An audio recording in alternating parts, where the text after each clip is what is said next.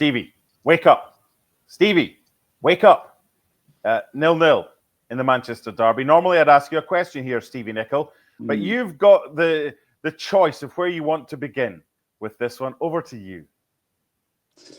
I'll tell you what it'll be. I'll begin last night on our show on ESPN Plus. We really didn't spend any time talking about this game, and I've just realised that was a good move because there really isn't much to talk about. You know, both teams having an awful season, and this game was pretty awful and boring. I mean, chance-wise,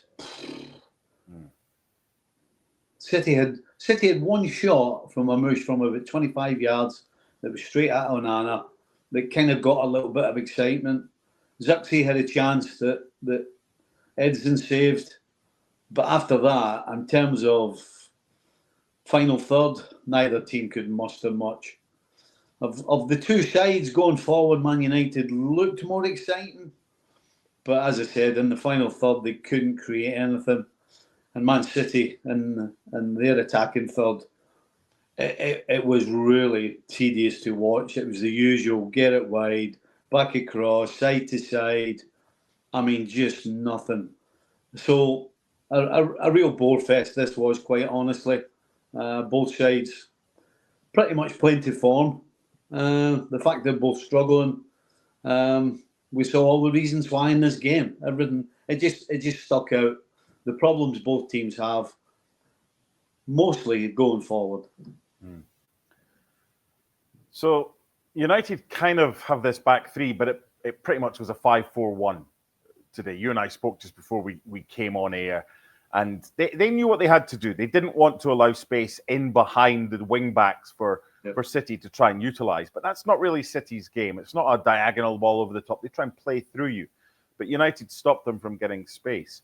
Who comes out of this game with more credit? Is it Manchester United? Because that's them now unbeaten against 4 in Manchester City for the first time since 2011. Or is it something that should just be confined to the trash can, the rubbish bin of the Premier League and never spoken about again? Why did it come to this? You spoke in ESPN FC this week about mediocrity and you disagreed with Dan. That doesn't help your argument today when we watch that. No, I don't think this is going to be on ESPN Classics anytime soon. I think in terms of who takes the most from it, I think you'd have to say Manchester United. Sure. They kept everything in front of them. And if you do that against City, then certainly this season they've obliged by just keeping the ball and not really taking too much chances in terms of trying to get in behind or in terms of 1v1 taking people on. I mean, it just almost seems as if they've kind of come to they've kind of hit a brick wall when it comes to the attacking third, where there's no real invention anymore. The fact that Kevin De Bruyne was on the field and we're talking about no invention kind of tells you where he is and the fact that he's leaving, coming to the end of his career. So I think you'd have to say Manchester United will take most credit out of this. As I said, kept everything in front of them. And then when the opportunity arose, they did try and get at City with pace. A couple of times there was one move in the first half, which was from back to front, which was great. One pass, one touch passing, some good movement, but unfortunately nothing on the end of it.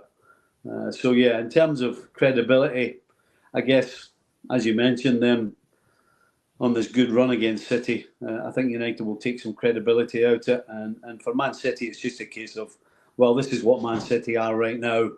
And the question is, what will they be next season? Because nothing's changing between now and the end of the season for them.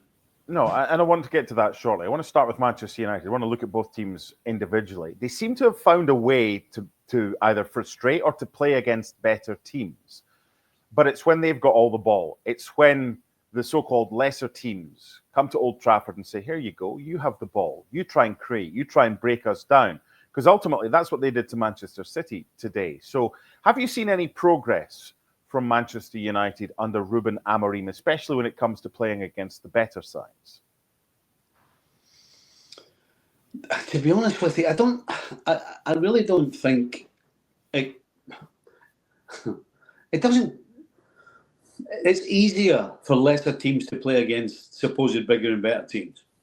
In terms of name, obviously United has a name, but in terms of where they are right now, it's easier for them because there's not so much pressure on them. The pressure reverts to the opposition, and it's way easier to play against the opposition when all the pressure's on them.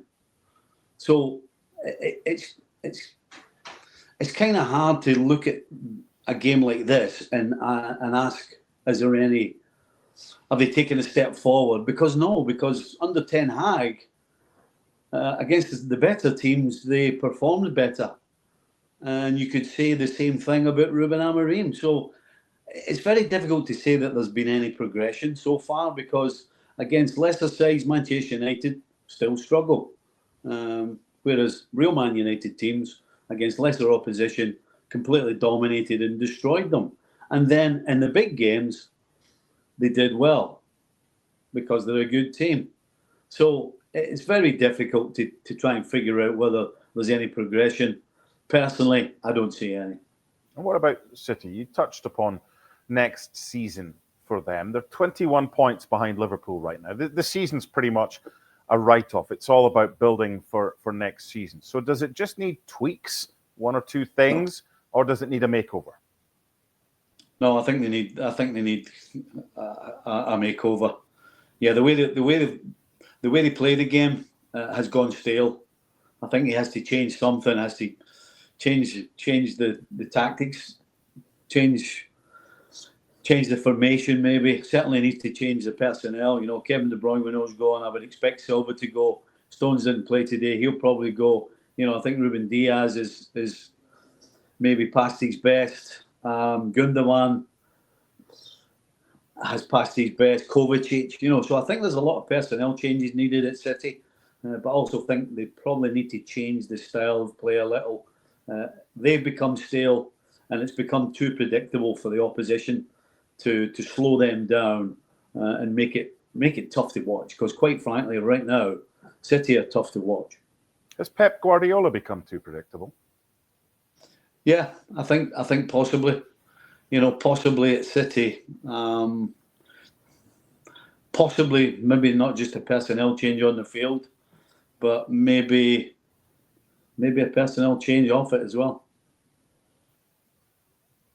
You're not suggesting that he might be looking elsewhere. You're not suggesting that they could do better than him, because from Pep Guardiola's perspective, this will be a good challenge for him. Okay, he's won pretty much everything there is to win domestically, and now it's a case of, all right, I haven't been good enough this season. My team hasn't been good enough this season.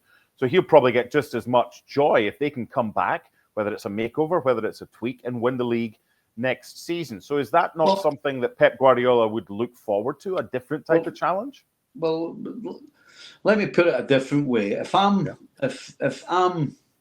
in the hierarchy at City, I'm thinking not only do we need personnel. I think the obvious one is they need personnel changes on the field. I think that's the obvious and clear to everybody. But I think if I'm the directors of football, the board, the owners, whatever, I think one of the questions I have to ask is, you know, has this cycle of the way Pep plays the game with his team, has it come to an end? You know, can he revert back to 3 or 4 seasons ago where it was possession based, but it was exciting? It's now possession based, but it's not exciting. So I guess the real question is not for me, but it's for them. Do they think Pep can get the City side back to playing the type of football they did not so long ago? I think that is the real question. You think Pep believes he can do that? I've got no idea. No clue. You need to ask him. Well, you see what he's trying to do. You saw his signings in January. He went more youth than experience. He went experience last summer, and to be honest, it didn't really work. You're right to identify the likes of Gundogan. Kevin De Bruyne is leaving in the summer. So, yeah, it will be different. Now, whether or not the likes of Vitor Reis, whether or not Kusanov, who's come in, are ready to step in and to go and win a title with Manchester City remains to be seen. But now that Chiki Bagurastein's on his way as well, the sporting director, it seems like there'll be fresh ideas coming in next season, but there needs to be one or two tweaks the way that they play. Otherwise, it will be another season of the same, or is that not the case? Well, I think when you change the personnel, then the tweaks kind of happen. Not everybody just, they're not computers. Football players are not computers, and not everyone's the same. And so each individual has something slightly different to offer. Although the manager wants the tactics and certain things to be the same, every player has a little individual thing that they bring to the situation and interpret things a little differently. So maybe that's the key. The key is the players they bring in and how they react with the players that he already has. All those names you mentioned are all young players. Mm-hmm. Man City haven't done that for a long time. They've had a consistent core of experienced players that have introduced the younger players quietly, subtly to an incredible level. Unfortunately, right now they need to make a lot of changes quickly, and with that, you lose that real culture that has been at City for the last 7, 8, 9 years. So yeah, there's definitely going to be changes at City. The question is how many, and in particular, definitely who. I want to end with Manchester United, and we've spoken to Stevie about them finding a way to frustrate and play, whether it's well or get a result against better teams. They're in the last 8 now of the Europa League. The prize at the end of this is Champions League if they can win the competition. Same for Spurs. They ain't getting it through the league. So the fact they're going to be playing better sides, does that give you any optimism whatsoever that whether it was Ten Hag or now that it's Amorim, that this is a side that maybe doesn't prefer to have all the ball because they struggle with that because they don't really have a focal point in attack, but it's a side that can frustrate and maybe has a chance of doing well in the Europa League, potentially winning it because they'll be playing against better sides from now until the end of the competition? Yeah, I think so. Look, again, you can look at the last couple of years of Man United struggles under Ten Hag, but they still come out with 2 FA Cups because they were able to produce, particularly in the finals, in games that they weren't expected or certainly weren't favourites. And so if you're a Man United fan, then you're thinking that can be the case again.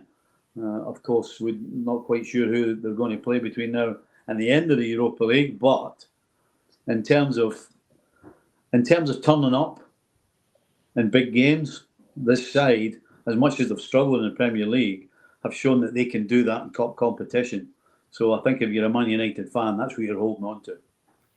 Well, it's the silverware, not of the league variety, that's left to play for both of these two teams this season. The Europa League starting in midweek with Lyon for Manchester United, and the FA Cup, which can still somewhat survive a season for Manchester City, who play Nottingham Forest. We have done 15 minutes and spoken very little about events at Old Trafford today. That's because there were very few events at Old Trafford today. It finished in the Manchester derby.